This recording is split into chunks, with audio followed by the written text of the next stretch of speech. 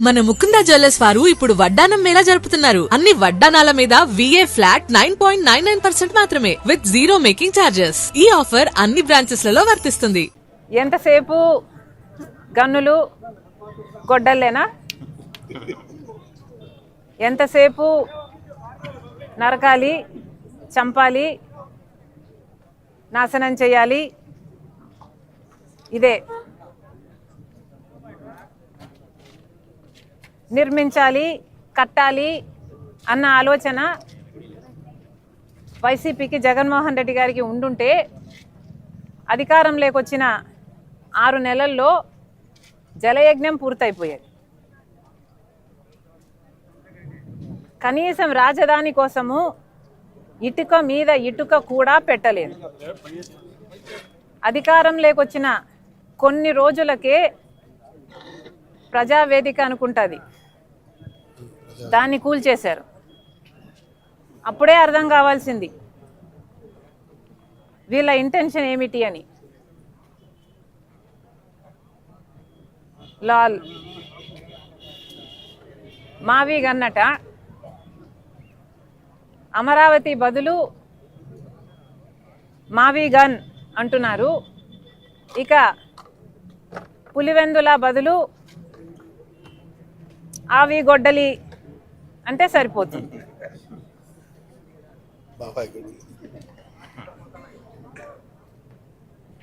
ఎలాగో మీరు గన్నులు గొడ్డళ్ళు ఇవే మాట్లాడతారు కాబట్టి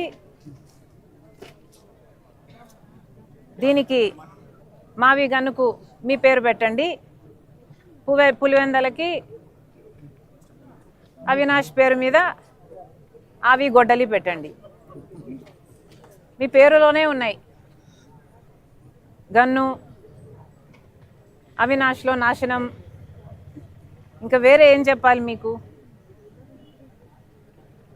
అసలు మావి గన్ ఇంత అద్భుతమైన ఐడియా అయితే మరి మీరు అధికారంలో 5 సంవత్సరాలు ఉన్నారు కదా,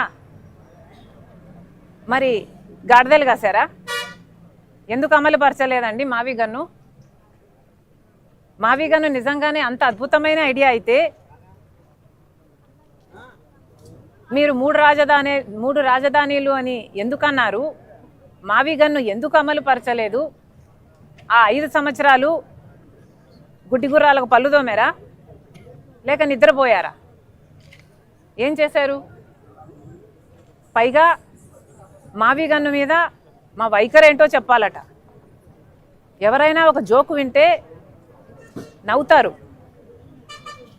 అదే దాని మీద వారికి ఉన్న వైఖరి అని అర్థం. ఆ నవ్వే. మళ్ళీ దాని మీద ఇంకొక వైఖరి అనవసరం. అమరావతి మీద కాంగ్రెస్ పార్టీ వైఖరి చాలా స్పష్టం చేశాం ఇదివరకే. పార్లమెంటులో కూడా మా మణికం ఠాగూర్ గారు కాంగ్రెస్ పార్టీ వైఖరి మళ్ళీ స్పష్టం చేశారు. మేము అమరావతికి మద్దతు ఇస్తూనే అమరావతికి అప్పులు ఇవ్వకండి, అమరావతి కట్టడము కేంద్రం బాధ్యత, అమరావతి కట్టడానికి ఎన్ని అయితే డబ్బులు అవుతాయో పూర్తిగా నిధులు ఇవ్వండి తప్పితే మాకు అప్పులు ఇవ్వద్దండి అని చెప్తూ స్టేట్ రీఆర్గనైజేషన్లో పెట్టిన అన్ని వాగ్దానాలను, హామీలను కూడా గుర్తు చేస్తూ అవన్నీ కూడా నెరవేర్చాలి అని పార్లమెంట్లో కాంగ్రెస్ పార్టీ తరఫున మాట్లాడడం జరిగింది. అది మా వైఖరి. ఇంకా మీకు స్పష్టంగా అర్థం కాకపోతే ఇప్పటికైనా అర్థం చేసుకోండి.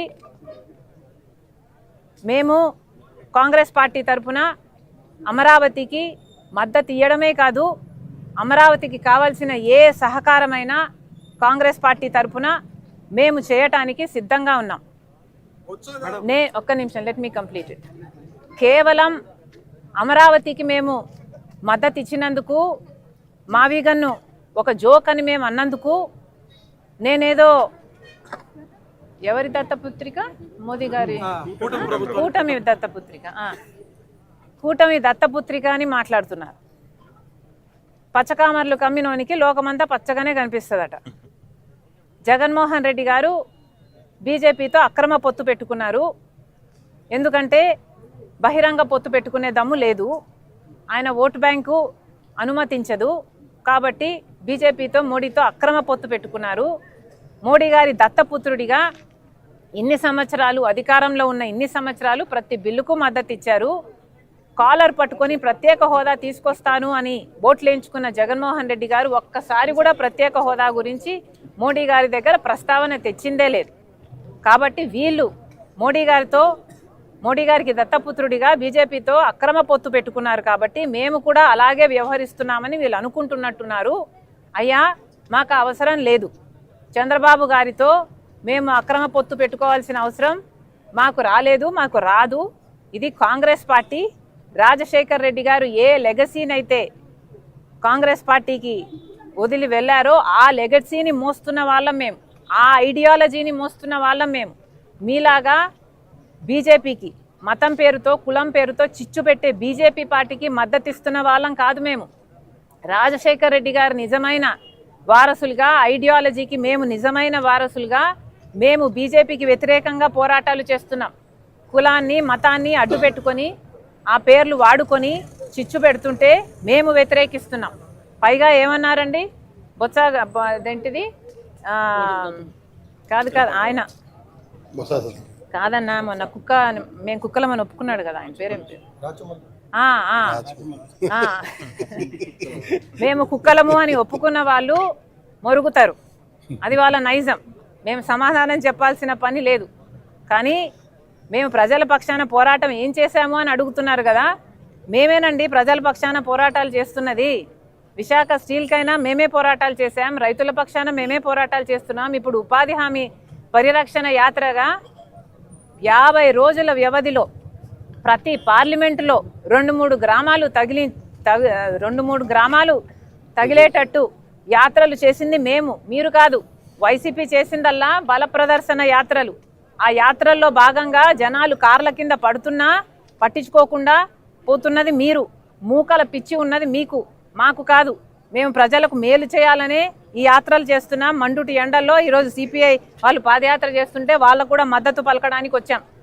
ఈ కార్యక్రమం చేస్తున్నది మేము.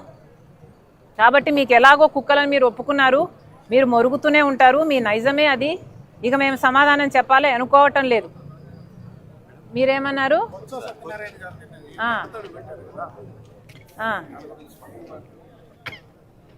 బొత్స గారు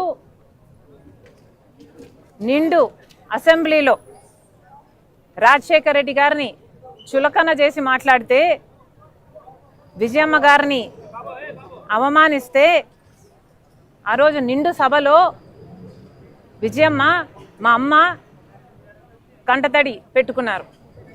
అప్పుడే కాదు, ఇంటికి వచ్చి కూడా ఆ రోజు చాలా బాధపడ్డారు. నేనే ప్రత్యక్ష సాక్షిని. అంతగా అమ్మను బాధ పెట్టాడు, రాజశేఖర రెడ్డి గారి భార్యను బాధ పెట్టాడు.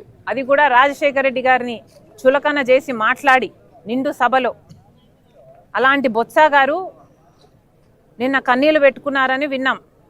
ఎందుకు పెట్టుకున్నారో నాకైతే తెలియదు. కానీ నిజంగా విజయమ్మను అంత బాధ పెట్టినందుకు పశ్చాత్తాపంతో కన్నీళ్లు పెట్టుకోవాల్సిన అవసరం నిజంగానే బొత్స గారికి ఉంది. గతంలో అన్నాడు కదా, వైఎస్ఆర్ మరణానికి కారణం జగన్ హస్తం ఉందని చెప్పాడు. అవన్నీ నాకు తెలియదన్నా. కానీ నిజంగానే ఇంతవరకు విజయమ్మకు క్షమాపణ చెప్పాడో లేదో చెప్పాల్సిన అవసరం కూడా ఉంది. Thank you.